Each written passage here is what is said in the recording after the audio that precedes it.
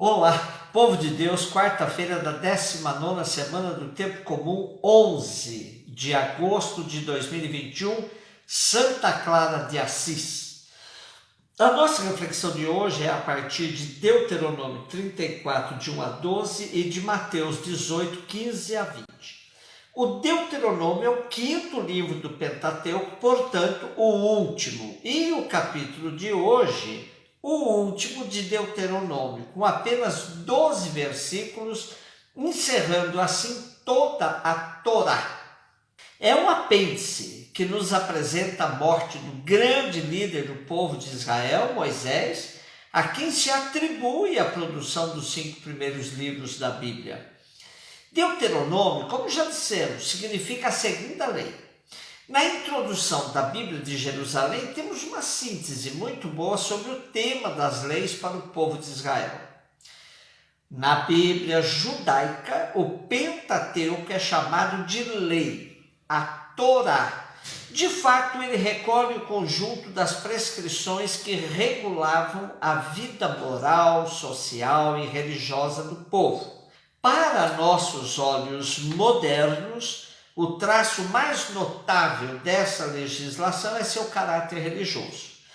Esse aspecto encontra-se também em certos códigos do Oriente Antigo, mas nunca acompanhado de tanta compenetração do sagrado e do profano.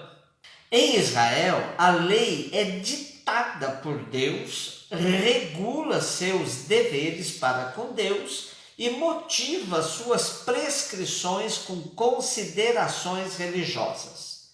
Isso parece óbvio no caso das normas morais do Decálogo ou das leis cultuais do Levítico, mas é muito mais significativo que numa mesma coleção se misturem leis civis e penais e preceitos religiosos e que o conjunto seja apresentado como a carta da aliança com Javé.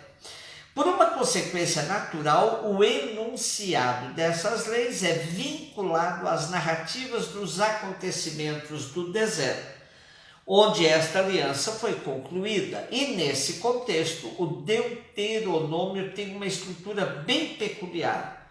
É um código de leis civis e religiosas enquadrado num grande discurso de Moisés. No texto de hoje temos o sepultamento de Moisés e o luto de 30 dias guardado pelos filhos de Israel. A transferência da liderança, que agora passa para as mãos de Josué, também está aí. Moisés não pôde terminar a grande empresa divina começada com o êxodo no Egito.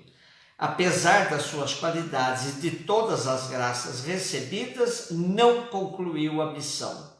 O grande condutor de Israel pôde observar a terra prometida do alto do Monte Nebo, mas morre antes de nela entrar. Fez a parte principal, deixando a conclusão a Josué. A memória de Moisés se misturava com a memória da grande libertação da escravidão do Egito. Diz nosso texto: em Israel nunca mais surgiu um profeta como Moisés, a quem o Senhor conhecesse face a face, nem quanto aos sinais e prodígios que o Senhor lhe mandou fazer na terra do Egito, contra o faraó, os seus servidores e todo o seu país, nem quanto à mão poderosa e a tantos e tão terríveis prodígios que Moisés fez à vista de todo Israel. Mateus 18, 15 e 20. Jesus disse a seus discípulos: se teu irmão pecar contra ti, vai corrigi-lo, mas em particular, a sós, contigo. Se ele te ouvir, tu ganhaste o teu irmão. Se ele não te ouvir, toma contigo mais uma ou duas pessoas, para que toda a questão seja decidida sobre a palavra de 2 ou 3 testemunhas. Se ele não vos der ouvido, dize-o à igreja. Se nem mesmo a igreja lhe ouvir, seja tratado como se fosse um pagão, um pecador público. Em verdade vos digo, tudo que ligardes na terra será ligado no céu, tudo que desligardes na terra será desligado no céu. De novo eu vos digo, se dois de vós estiverem de acordo na terra sobre qualquer coisa que quiserem pedir, isto vos será concedido por meu Pai que está nos céus. Pois, onde 2 ou 3 estiverem reunidos em meu nome, eu estou ali, no meio deles.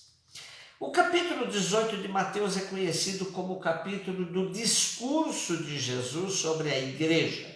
Igreja em grego é eclesia, que significa assembleia dos irmãos. E somente no Evangelho de Mateus encontramos este vocábulo no meio de todos os evangelhos. Uma vez no capítulo 16 e 2 no trecho de hoje. E é de se ressaltar que o Evangelho de Mateus, desde o princípio, foi o mais usado pela igreja nascente, com notável predileção. No nosso capítulo de hoje, temos várias regras de convivência para que a comunidade seja um diferencial importante na vida de quem dela participa e para a sociedade, como um sinal que é possível viver diferente dos critérios civis. Jesus começa apresentando a criança como modelo do cristão no sentido da inocência e da humildade, sobretudo naquela sociedade onde a criança não era contada como pessoa de direitos.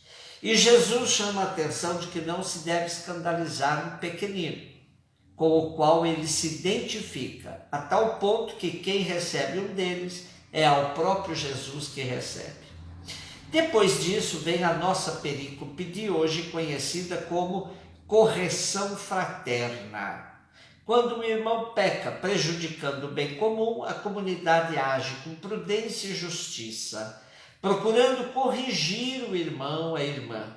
Reunida em nome e no Espírito de Jesus, a comunidade tem o poder de incluir ou excluir pessoas do seu meio. Porém, a exclusão é o último recurso, pois antes Jesus indicou que todo o esforço deve ser feito para que ninguém se perca. E se alguém se extraviar, a comunidade deve procurar esse irmão, essa irmã, como o pastor que sai em busca da ovelha perdida. Perdão e misericórdia devem ser atitudes permanentes na vida da comunidade. E essas atitudes não são mera tolerância, porque supõe a iniciativa de buscar a reconciliação. Nada de atitude passiva esperando que o pecador se decida. É preciso ir atrás dele e fazer todo o esforço de reinclusão na vida da comunidade. É claro que devemos evitar todo e qualquer fundamentalismo na leitura da palavra de Deus, mas o capítulo 18 traz inúmeras inspirações para o ser e agir em comunidade cristã nos dias de hoje e em todos os tempos. O nosso texto de hoje termina com uma recomendação de profunda confiança na presença de Jesus no seio da comunidade.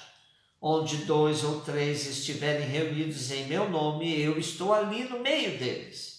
É dessa certeza que a comunidade se alimenta para resistir a todas as intempéries da sociedade e aos próprios conflitos internos. Ter a convicção de que Jesus caminha com a comunidade faz dela um espaço privilegiado de impulso de novos processos de implementação do reino na história. Celebramos hoje Santa Clara de Assis. Ela pertencia a uma família nobre e era dotada de grande beleza. Destacou-se cedo pela sua caridade e respeito para com os pequenos, tanto que, ao deparar-se com a pobreza evangélica vivida por São Francisco de Assis, foi tomada pela irresistível tendência religiosa de segui-lo. Enfrentando a oposição da família, que pretendia arranjar um casamento vantajoso aos 18 anos, Clara abandonou o seu lar para seguir Jesus mais radicalmente. E para isto foi ao encontro de Francisco na Porciúncula e fundou o ramo feminino da ordem franciscana, também conhecido por Clarissas. Viveu na prática e no amor, o amor da mais estrita pobreza. Como dizia São Vicente, os pobres são nossos mestres e senhores. E é assim que a gente deve conviver com eles. E estaremos convivendo com o próprio Jesus. Um beijo no seu coração.